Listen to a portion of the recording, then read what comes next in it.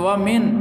دُعَاءٍ لَا يُسْمَعُ، یا اللہ مجھے ایسی دعا سے بچا کہ میں دعا تو مانگوں لیکن تو اس کو سننے کے لیے تیار نہ ہو، یعنی تجھے وہ پسند نہ ہو۔ اور وہ کون سی دعا ہے؟ حضور صلی اللہ علیہ وسلم نے فرمایا جس کے وجود پر حرام مال کا خریدا ہوا لباس ہوتا ہے وہ دعا قبول نہیں ہوتی، جس کے پیٹ میں حرام پیسوں سے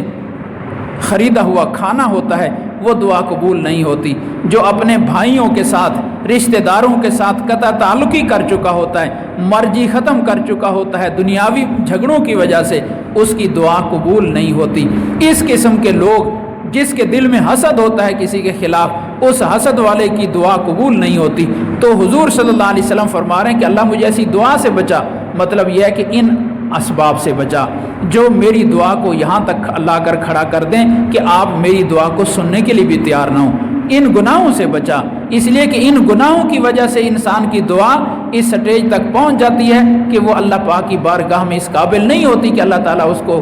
سماعت فرمائیں، قبول فرمائیں۔ تو مجھے اس سے بھی پناہ عطا فرما، اللہ پاک عمل کی سمجھ کی توفیق عطا فرمائے۔